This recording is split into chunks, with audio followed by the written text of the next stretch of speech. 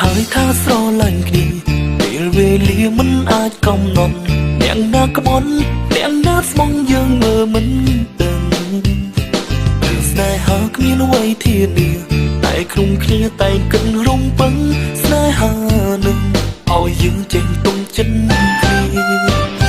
នៅមិនសំកិញមកធ្វើការនៅឃ្លាំមើលសាលាអូនរៀនក្រឡេកភ្លាមឃើញមានប្រុសម្នាក់អង្គុយក្បែរ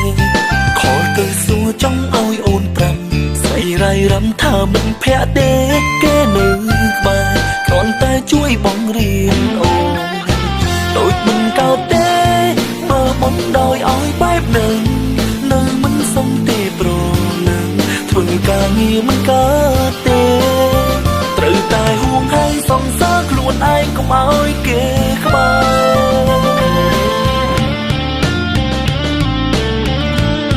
សូមឆ្លៀតម៉ោងពេលទំនេររៀនគួរអង់គ្លេសនឹងស្រី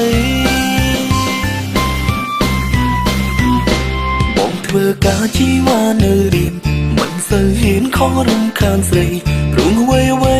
យើងធ្លាប់បានសន្យានឹងគ្នាទុំពេលនេះអូនសង្សារបងសុំទោះផងណាស្រង់ពុំងារគ្មាននាងណាចង់ឲ្យសង្សារនៅក្បែរអ្នកផ្សេង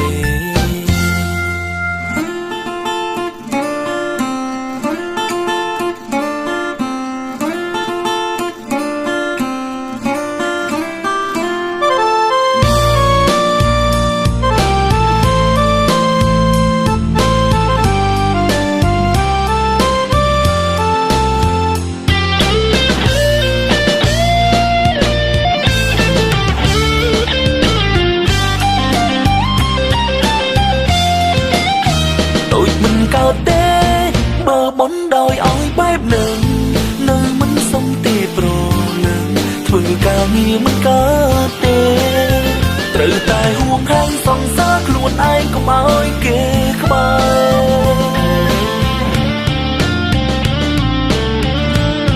សូមឆ្លៀតម៉ោងពេលទំនេររៀនគួរអង់គ្លេសនឹងស្រី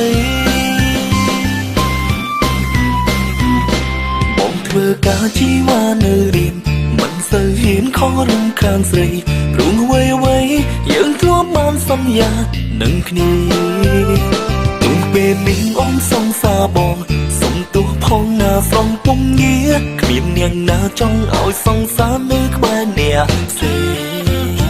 នឹងហើយជាស្នេហារៀមរាសូមហួងហែងអូន